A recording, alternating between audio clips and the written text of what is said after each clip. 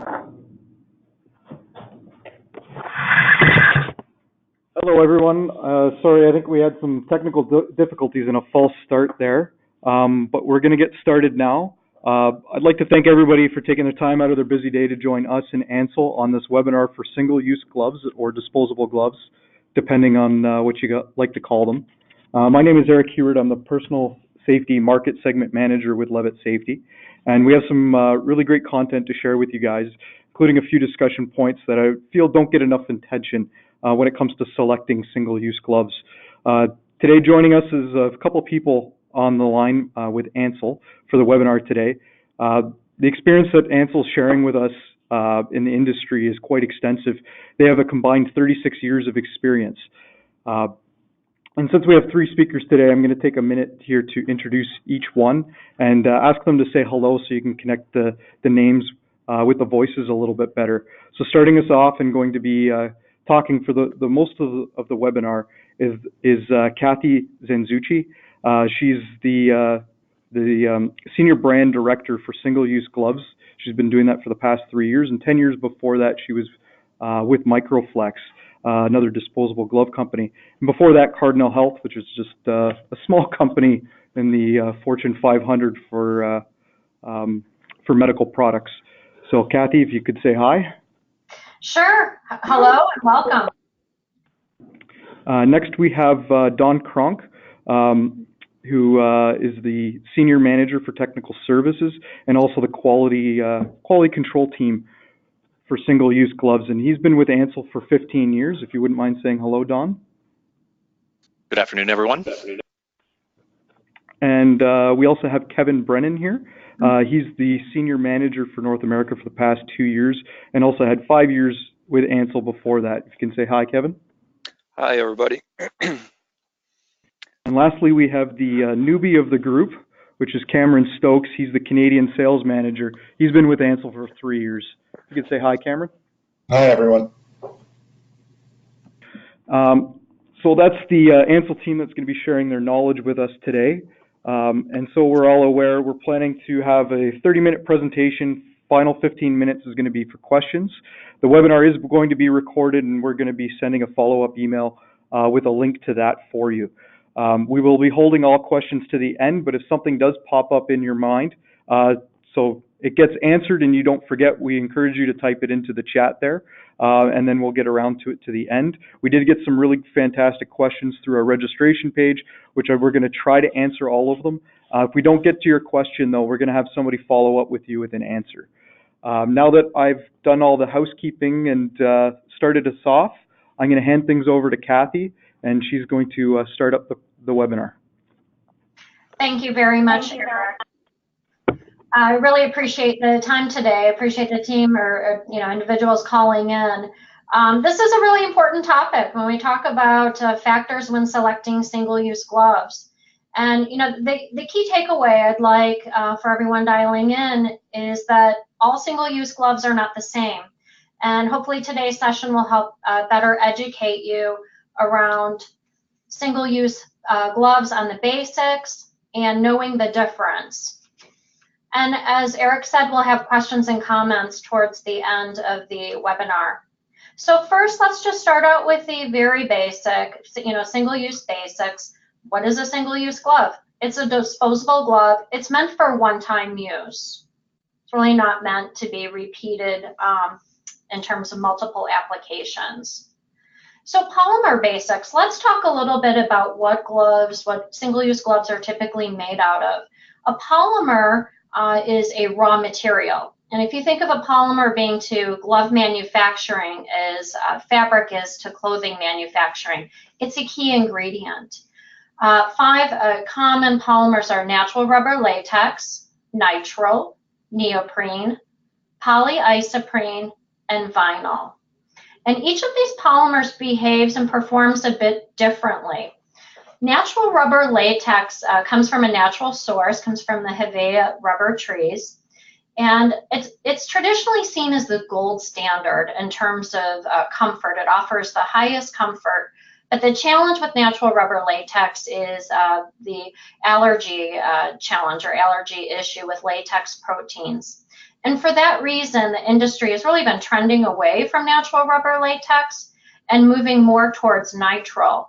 Now, the rest of the polymers that you see on this page are all man-made or synthetic. So nitrile is a very tough material. It will offer good chemical resistance, but will have some sacrifices in comfort. Neoprene, also in synthetic material, that will offer higher chemical resistance, but it'll have some sacrifices in comfort when you compare it to natural rubber latex. And polyisoprene very much mirrors natural rubber latex without having the allergy proteins. The key challenge with polyisoprene is it's very expensive. So we see, less sales on polyisoprene gloves in the market. And then last is vinyl. Vinyl is the most economical. However, it provides the lowest level of protection and performance. And let's dig a little bit deeper into each of the polymers and the attributes in terms of overall performance that each polymer offers. So when we talk about natural rubber latex, elasticity, it's very high in elasticity, and that's what makes it so comfortable. And that's, when a glove forms to your hand and holds the shape of your hand as you move your hand, that's the elasticity that's working with your hand. But again, we have latex allergy as a risk with latex. In terms of other strengths, wet grip and dry grip are exceptional with natural rubber latex, but it falls a little bit short on puncture resistance as well as chemical splash protection. So when we look at nitrile, it's improved, I'd say, over the last decade, a great improvement in terms of elasticity. Nitrile's gotten a lot more comfortable. It addresses the latex allergy, as you don't have a risk of latex proteins. It offers the highest puncture resistance, as well as chemical splash protection. There are some sacrifices in strength from a rip-tear perspective. With natural rubber latex, if you have a tiny rip or puncture in the glove, a lot of times you may not even see it because it holds its shape so well. But with nitrile or any other synthetic material, when there's a rip in the material, it's going to just, drastically fall apart. And that's actually a good thing. If you have a breach in a product, you want to know that immediately.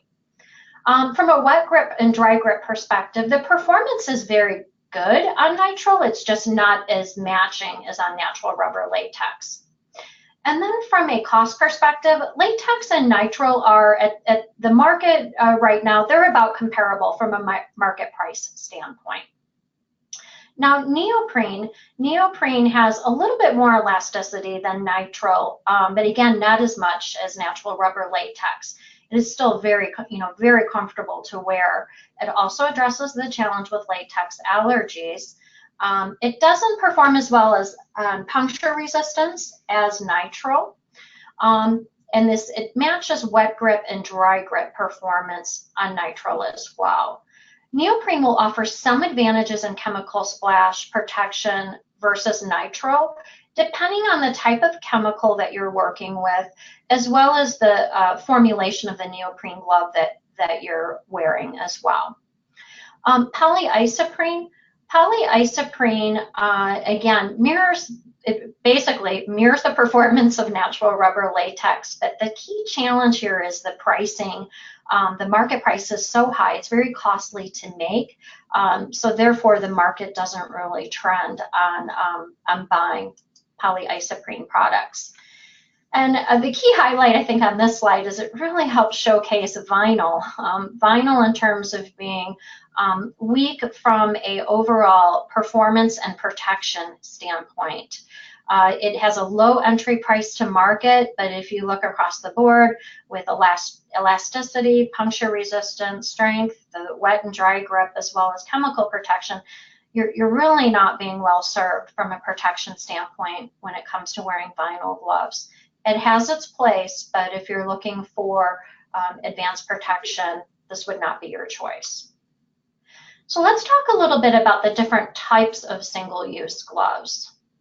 So we have boxed gloves, and boxed is really the most commonly sold in the single-use category. And these are packed in a cardboard box. They can also be bagged. There's also sterile single-use gloves, and sterile gloves they're sterilized, used for controlled environments, typically pharma and med device manufacturing. Sterile disposable gloves are premium priced due to the specialized processing to sterilize them. And then clean gloves, similar to sterile, clean gloves are processed to reduce the amount of ionic content or residuals and particulates. And these are used in controlled environments as well, where it's very important to have a highly clean glove. Another word you might hear in referencing types of single-use gloves is ambidextrous. And ambidextrous means that a glove can be worn on either the left or the right hand. And it really is the most common glove in the category. So you can pull a glove out of a box and put it on either hand. There's also hand-specific gloves. And hand-specific gloves are made on a hand-specific former to fit either the right or the left hand. They're not interchangeable. For single-use gloves, there's standard length gloves, and they're typically about 9.5 inches or 240 millimeters long, and then extended cuff gloves. And these offer expanded protection at the wrist and forearm, and they're usually about 12 inches long or 300 millimeters in length. And often these are referred to as high-risk gloves, as they offer expanded protection at the wrist and forearm. So let's talk a little bit more about knowing the difference. How can you tell the difference across single-use gloves? We'll go through some common terminology. First, I'd like to point out, I think it's a common misnomer. Sometimes users, distributor reps will make a selection or a recommendation basically on glove color and thickness. And glove color and thickness, they're not an indicator of product performance. There's a lot of attributes that play into different performance metrics for disposable gloves. So let's dive a little deeper here. So tactility. Tactility can differ across different types of single-use gloves. And what this refers to is how well an object can be felt while wearing a glove. So if you're holding a small instrument, how well do you feel that instrument and the item that you're touching with that instrument? It's also referred to as tactile sensitivity. And as gloves get thicker, going from thin to thicker, often in thicker gloves you lose that tactile sensitivity. Dexterity. Dexterity refers to the ease of performing tasks while wearing your glove. So managing a nut and bolt, being able to, screw an object in, that's dexterity. Grip. So grip refers to both dry and wet grip, and it refers to the amount of force needed to handle a dry or a wet object. Because better grip will require lower force, and that means that your hand will have to work less while managing your tasks if you have a glove that has really good grip. Chemical resistance. So I know this is an important topic. I did see some of the questions that came in early, and there were some inquiries on chemicals and performance by different materials. So just starting with the basic, chemical resistance. It's basically the response to the chemical exposure. How does the glove material, respond to the exposure? And chemical protection can be in two forms. One, splash resistant. Disposable gloves are mostly designed for splash protection, meaning you're not taking your hand and putting it directly into a chemical and dipping into a chemical, so immersion. And then chemical resistant gloves are typically more designed for immersion into a chemical. I'm going to hand the next slide over to Don Kronk, who heads up our technical services, who's going to talk a little bit more about the importance of being appropriately protected when it comes to chemicals. So Don, go ahead. Thanks, Kathy. So chemical protection in general is somewhat of a complicated topic, but an important one, right? I think most people who are handling chemicals and they're wearing gloves are aware, the question they're always asking, right, is, am I safe using a particular chemical? Well, this slide, I'll take you through a little bit about, number one, why you should be concerned about that, and then number two, what Ansel is really doing to address this topic. So on the left-hand side of this slide, this is, you can come into contact with a hazardous chemical from a variety of different routes. Inhalation through your eyes. Of course, when we're talking about gloves, we're primarily focusing on absorption through the skin. That then enters the bloodstream as, a contaminant, right? It's not supposed to be there, which generally gets processed by your body, either through your kidneys or your liver. Your kidneys and your liver are essentially your body's filter to remove any impurities that aren't supposed to be there. And the body actually is pretty good at doing this. However, some chemicals don't get processed in that way, and they may end up just resident, and they just kind of hang around and can cause all sorts of health concerns, from, minor irritation to illness, all the way up to some chemicals can be fatal. So it's not an insignificant scenario. And you can see down here at the bottom of the screen where chemicals can end up just being resident in your brain. They work their way to spinal cord and things like this. So for us at Ansel, the best scenario, right, is we don't want to rely on kidneys and liver to process contaminants unless we have to. The best scenario is to avoid it altogether. So this question becomes very important, and we take it very seriously at Ansel about chemical exposure. Are our customers and our users of our products safe when using specific chemicals? Now, the complexity here is there's just thousands and thousands of chemicals out there, and this becomes all about chemistry. So you heard Kathy talk about the different materials that we put into different gloves: latex, nitrile, neoprene, right, whatever it might be. Each of those reacts a little bit differently to a given chemical that you might be exposed to.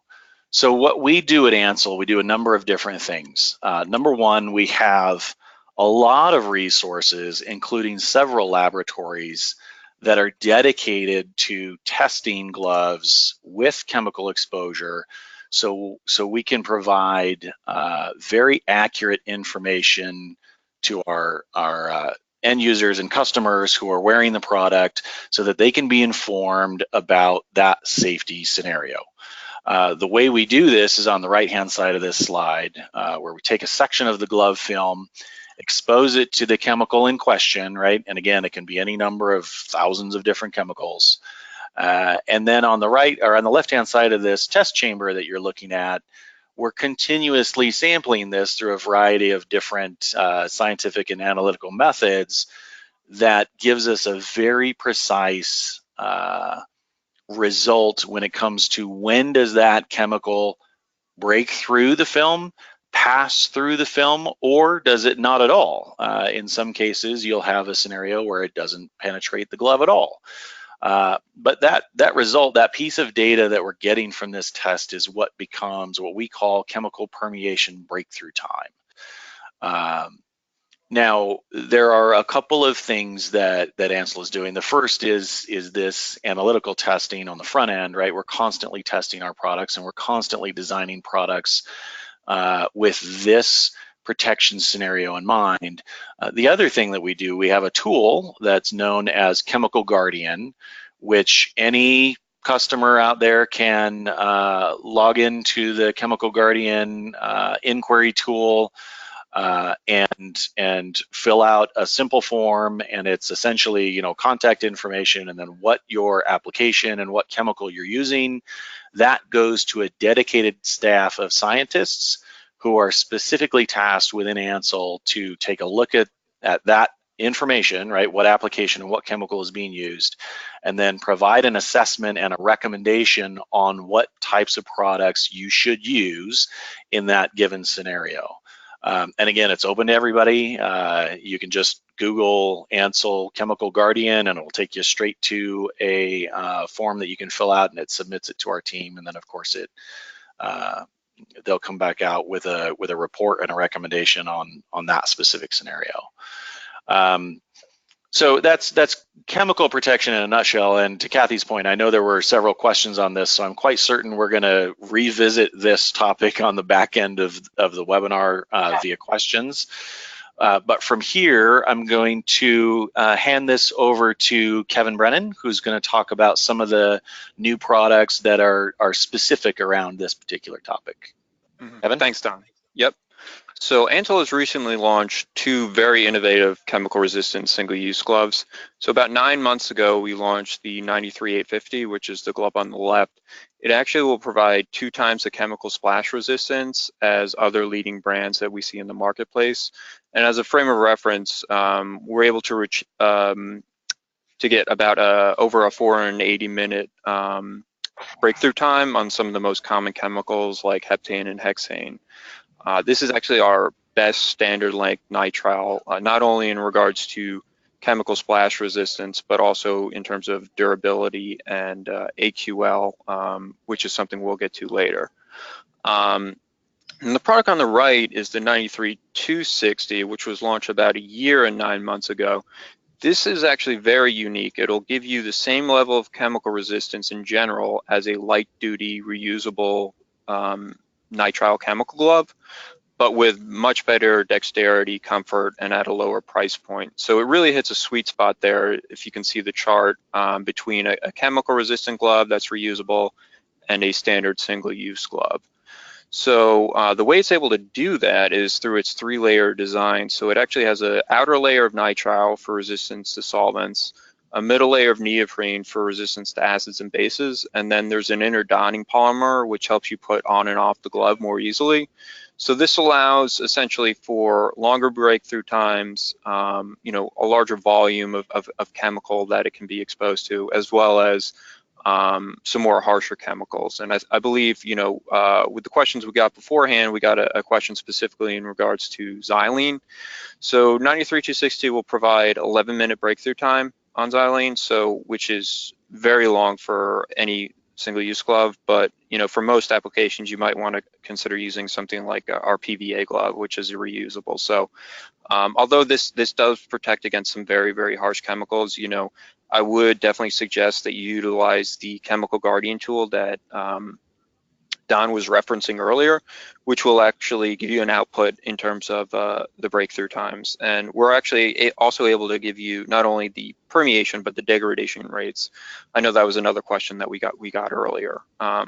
So again, the product on the left is our best standard length nitrile glove. The product on the right is our best extended cuff glove. So it's 12 inches long. And really, we have specific literature on these for the most common chemicals that will provide a breakthrough time to the minute. So in addition to the chemical guardian tool that Don was referencing, there are specific sheets of literature for these 2 products that'll give breakthrough times, exact to the minute. But I'm going to hand it back over to Kathy. So Thank you, Kevin. Yep. Great explanation. Appreciate it. Let's continue with common terminology. So I already talked a little bit about elasticity, and while that's so important to have elasticity in single-use gloves, basically it'll help in terms of not binding or restricting your motion. High elasticity will form to the hand. It won't bag in form of the glove shape. Another topic is ergonomic. And ergonomic helps minimize the risk factors that may contribute to the development of ergonomic injuries. And ergonomic reduces the risk of hand injuries such as carpal tunnel syndrome. And Ansel actually has ergonomic certified gloves. Carpal tunnel syndrome is a real pain point for end user or glove wearers that are wearing gloves all day long. They're at a high risk for developing a hand injury. And Don is going to talk again a little bit about ergonomics and how it ties back not only to hand injuries, but productivities and other costs associated with ergonomic challenges.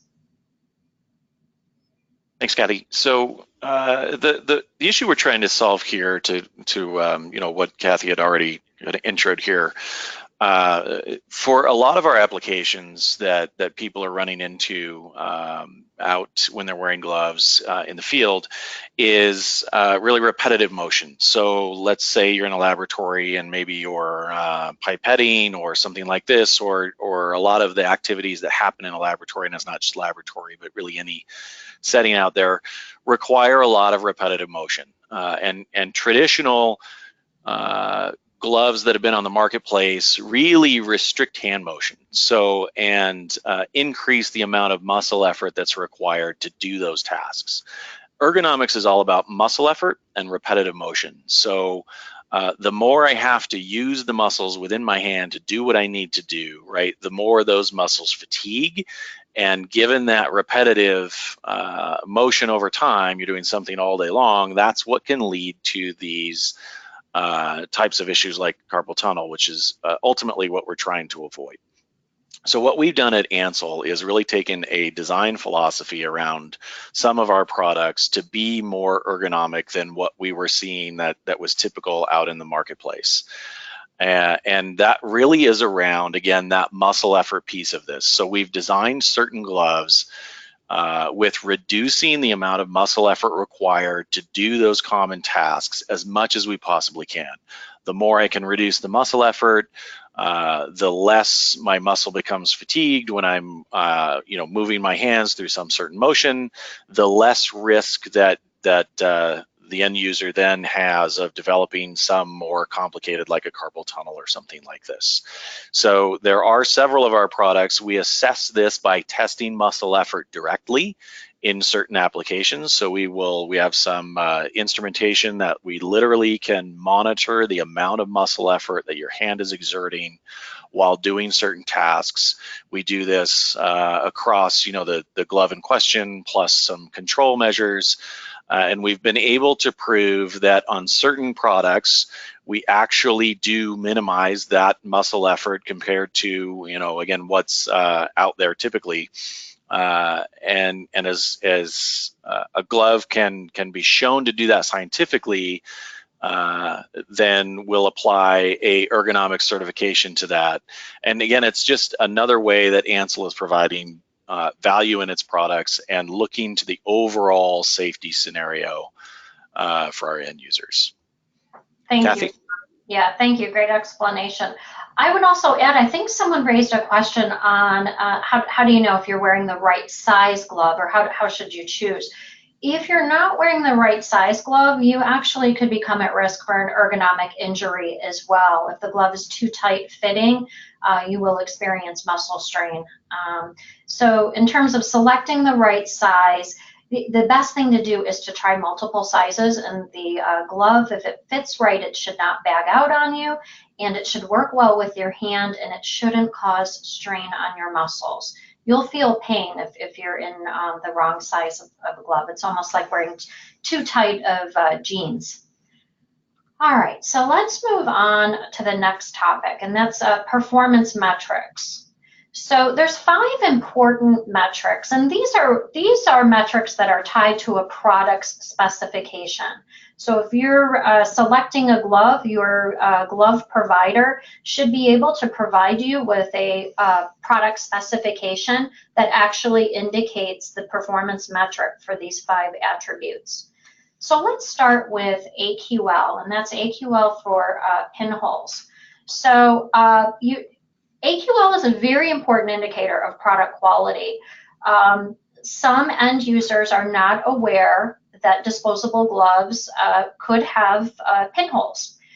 Disposable gloves are not guaranteed to be free of defects, and that can be surprising for some end users. And that's why AQL is an important indicator to look at when you're selecting your glove. And let's go into AQL a little bit deeper. So AQL, it's a statistical measure of the level of defects that a process can run and be accepted. And I don't want to get into a statistics course, but the simple math is the lower the number, the better. That means the lower amount of tolerable defects within a batch. And I'm going to pass it over to Don for the next slide, who's going to touch on AQL a little bit deeper. Yeah, thanks, Kathy. So AQL is really, it is a quality metric, and it is a tool that we use.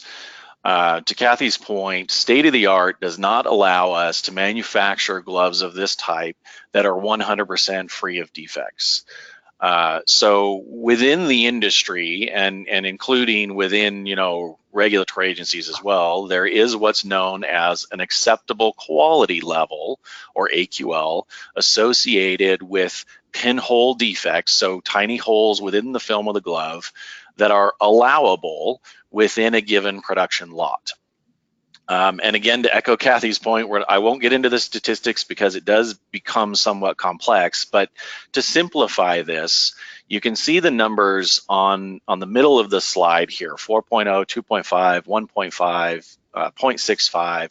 These are typical AQL numbers, and those numbers really, with the way you can think about those as a percentage of allowable defects, meaning if I take 4.0 and I run the testing that will establish how many, you know, gloves may have pinholes within a production lot, that 4 number, that 4.0, means that I can statistically prove that I have 4% or fewer defects within that particular lot. So you can see how kind of this stacks up for single-use gloves. 4.0 is an industrial grade number. 2.5 is quite good. It is the current number for medical gloves. 1.5 even better, and the lower the number, the less allowable defects. So you always want to look for an AQL number that's as low as possible. 0.65, of course, being excellent, and I believe in a moment we're going to talk about 0.40 as well. We have a new product that's coming out that's meeting that new low level, which is far beyond standards that are currently set for this type of product. Don, I'll jump to the next slide, which is a good visual of the number of defects, you know, visually allowable on batch by AQL. And you can see the drastic, you know, number, allowable number reduces as we get to 0.40. And so tiny pinholes can lead to breaches and rip tear.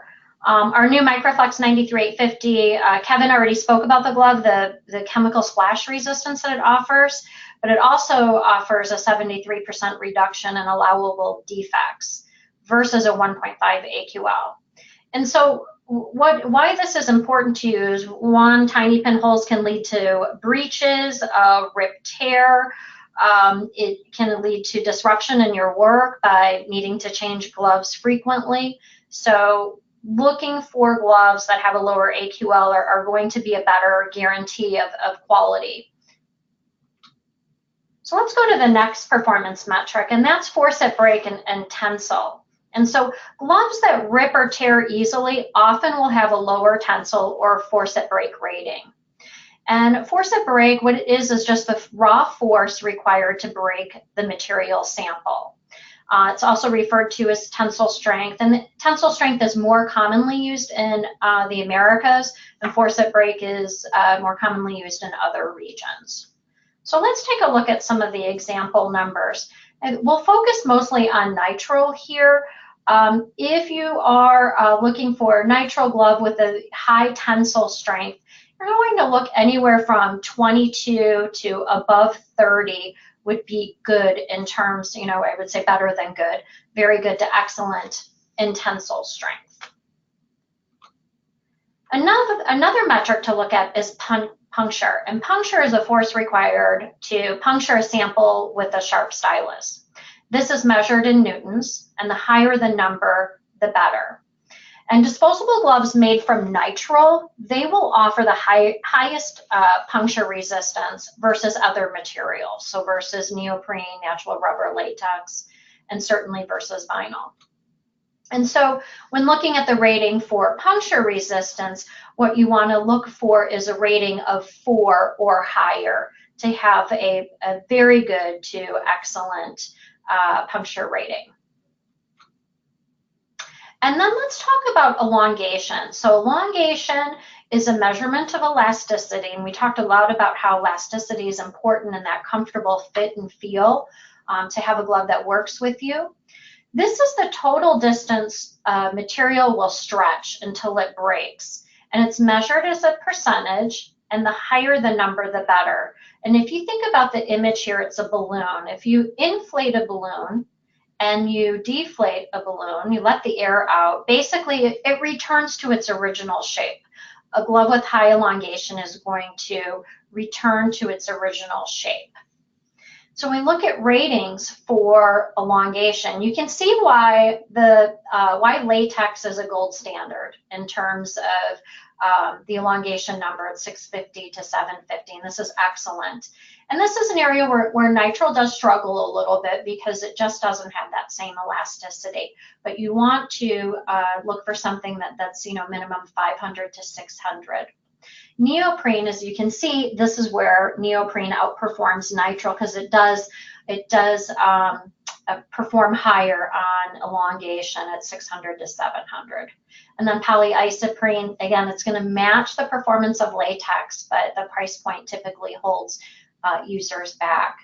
So remember, with elongation, the greater the value, the higher the elasticity will be for the material, which means you'll have a more comfortable glove.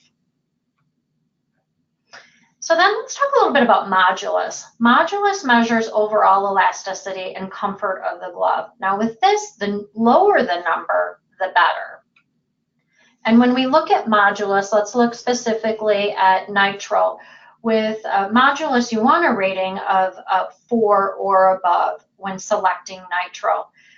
This is a good demonstration where vinyl misses the mark on Modulus. So look at the high rating of vinyl. And again, the higher the number, the poorer the performance. So again, remember, lower Modulus will equal less hand fatigue because of the softness of the material. So let me hand it over to Kevin, who's going to jump into tips for choosing the right glove.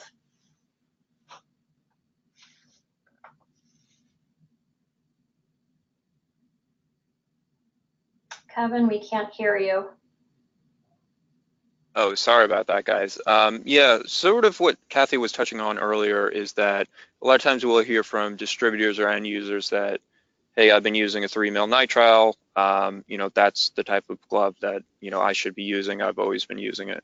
Where, we really recommend trying to get a good understanding of the user's protection and performance needs to help them work safely, efficiently, and more comfortably. So we're really providing more of a solution as opposed to just providing them with, something straight from the spec sheet in terms of nail thickness. So we want to understand the user protection in terms of light mechanical resistance. Biological protection could be something along the lines of bloodborne pathogens, the chemical resistance that Don Cronk had spoke about earlier, as well as product protection needs. So if they're, dealing with food, you might want to prevent the spread of bacteria, or if you're working in a clean room or sterile environment, manufacturing electronics, or potentially aseptic processing with pharmaceutical manufacturing, you want to avoid any kind of debris, dust, or bacteria in there as well. And then really getting into the worker performance and satisfaction. This kind of goes back to a lot of the metrics that Kathy was touching on earlier. So if you're talking strength, it has to do with tensile, the ergonomics that Don was touching on. A lot of these things are showcased on the product spec sheets as well. So you can really look for the numbers that are listed on the spec sheets as far as those metrics are concerned. And then comfort, that has a lot to do with the softness and the modulus that we were discussing earlier. And then, just trying on the glove, making sure it's form-fitting and that everybody's trying it and they like the glove when they start using it. Perfect. Thank you, Kevin. Mm-hmm. Okay, so conclusions from the webinar today. All disposable gloves are not the same. Please, keep that in mind. Choosing a glove based only on thickness or price or color, that can lead to being underprotected. And health risks are a potential consequence of not being properly protected. So it's an important reason to take the time to get the right protection. Choosing higher quality gloves will equate to better guarantee of protection and performance. And selecting the proper glove will lead to improved productivity and safety. So I thank you very much for attending today. I look forward to staying on to answer some questions. And please stay safe as we come to conclusion on the call. Thank you. So Eric, I don't know if you want to raise the questions.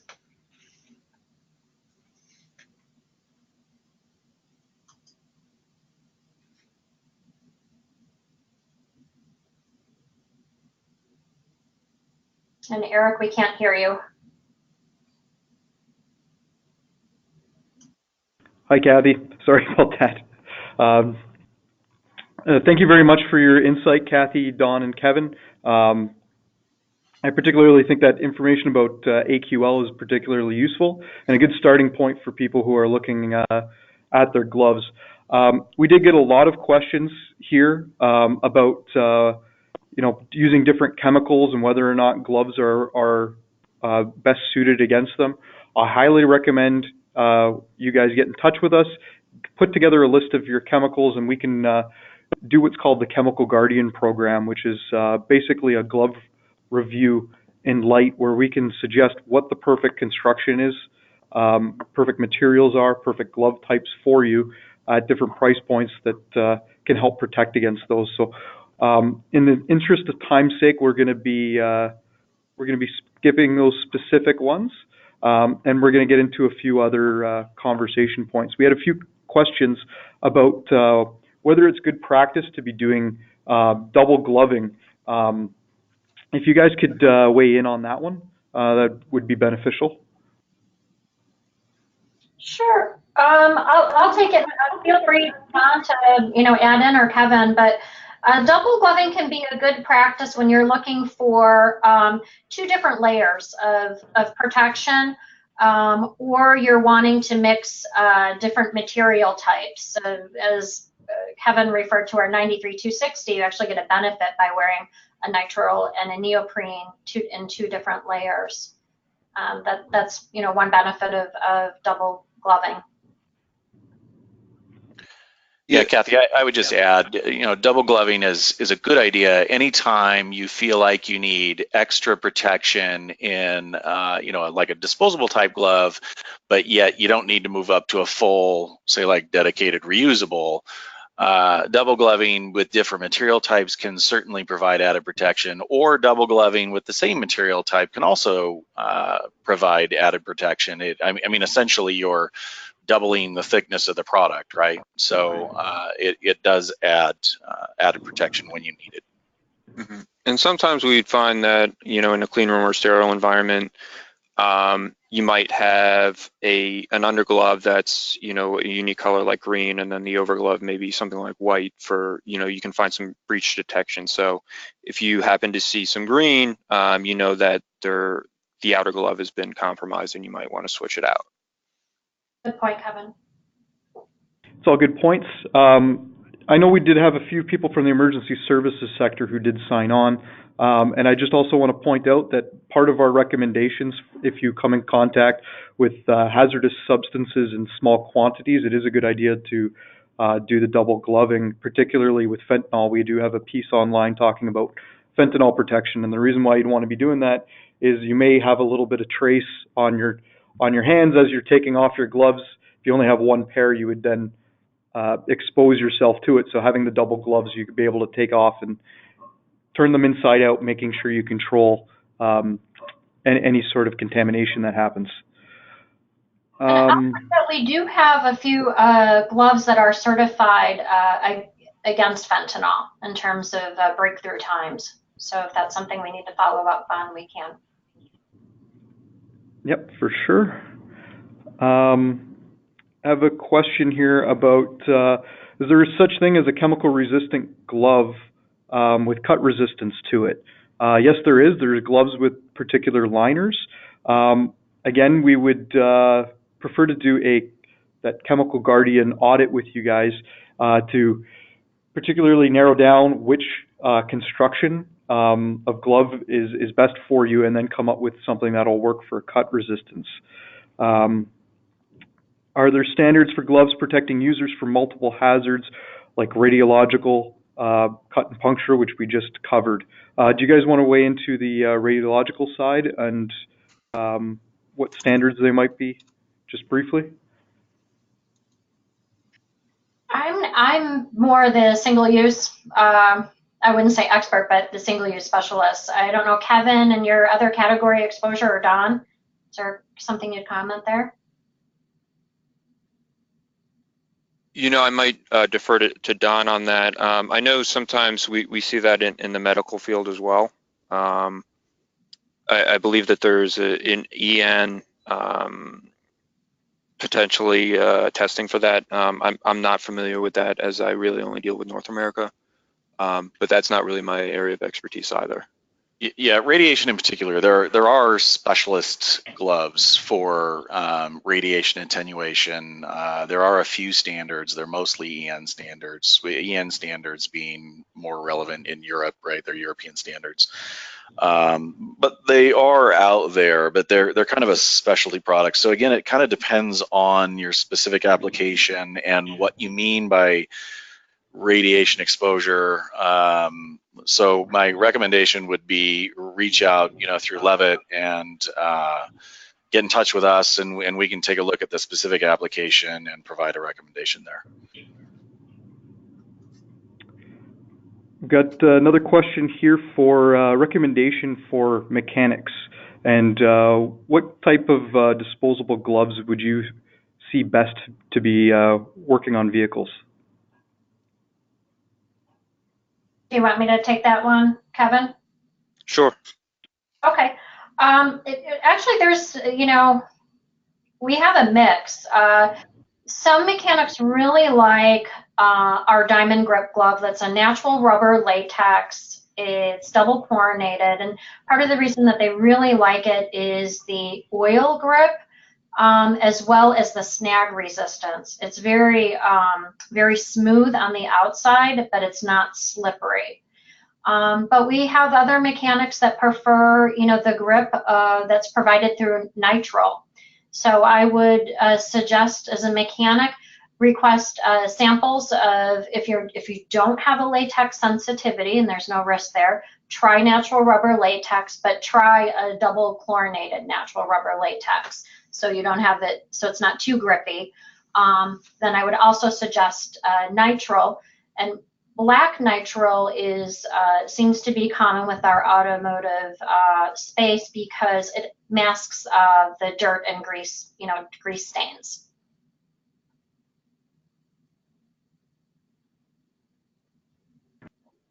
For scientific research laboratories, there are numerous chemical hazards in use at any one time. Does Ansell have permeation degradation resistance guide that helps cover its disposable gloves, in particular comparisons between nitrile, latex, and newer models that were mentioned in this presentation? Also have another question here about, can we send you a list of chemicals to help us guide us through the selection through Chemical Guardian? And the answer to both of those questions is the same. Get your list of chemicals together, and then we can go through and put together lists for you on what the proper gloves are, including permeation times, and give you a nice little chart that sums everything up. So that's all through the glove review process. Do you guys want to expand a little bit more on the Guardian process? I was just going to expand on the chemical by, the chemical list and providing the names of chemicals. Make sure to provide the concentrations, or I think it's the CAS number. That's a good, it's a very specific way to make sure we're matching the right chemical to performance. Yep, and another good way of providing the chemical information is actually also providing the MSDS sheet. We did have another question here about how to read the MSDS sheet to determine what gloves are best used for those chemicals. And the MSDS sheet is a good starting point. In my opinion, it's not the end-all to be-all for determining what gloves to use. The best way to do it is looking at the permeation data, and the best way to look at the permeation data is to get in touch with us on putting together that list, because it will really break it down into the individual SKUs and show you what the actual permeation time is, and makes it very simple to read as well. It color codes it. Green is good, red is bad, basically. So.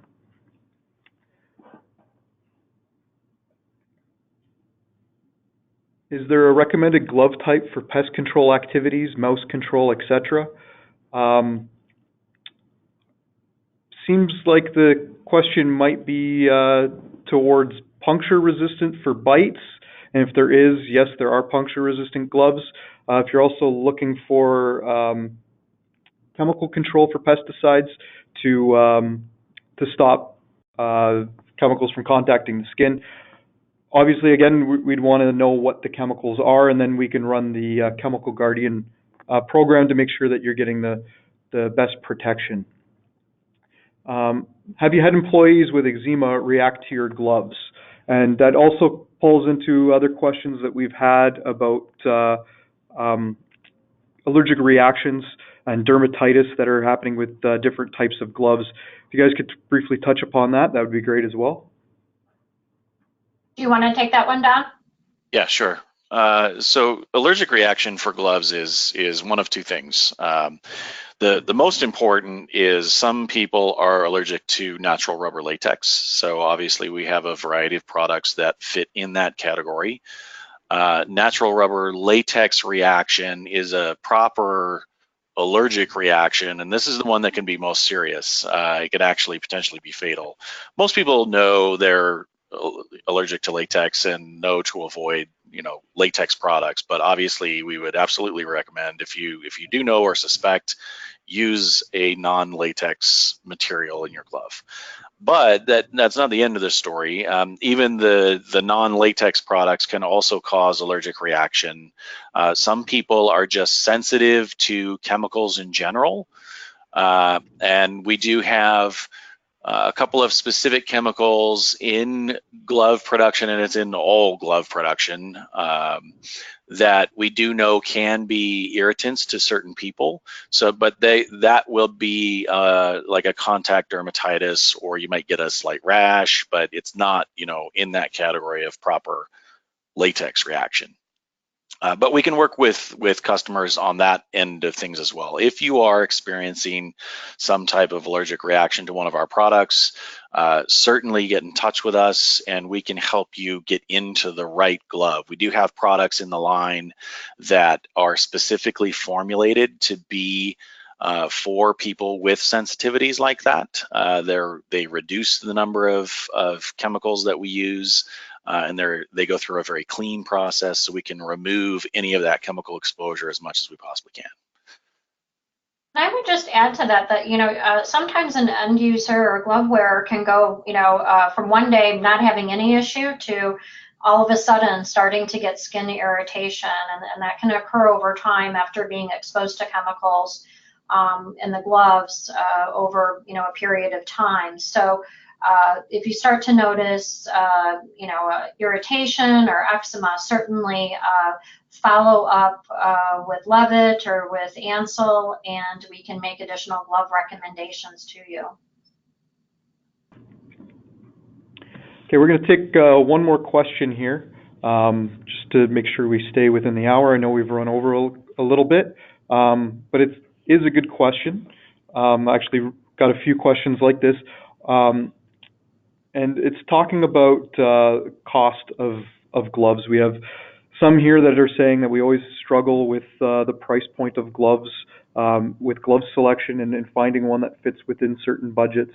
And just to quickly touch on that point of it is that's also what the glove reviews can do for you, is you let us know what you're looking for in the type of glove, and we'll come out with recommendations for chemical protection and also price points as well, making sure you're adequately protected, getting if it's not a disposable one-time use, getting durability out of the glove if you need it to last longer, basically optimizing the cost and the product life cycle. And then the other part of a question that we also got is, are chemical gloves cheaper than single-use gloves in the long term? and that will depend on a few factors.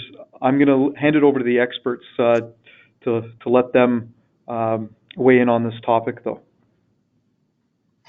Yeah, I would just on the chemical glove versus single-use glove comment, there's gains that you're getting. So in terms of, I don't know that I would compare it in terms of price because you're getting dexterity and tactility that you don't get in, you know, a bulkier chemical glove. I think you also have more chance of compliance as well. If a person, you know, can't do their job because a glove is too bulky, in some cases they take the risk and they don't wear the glove.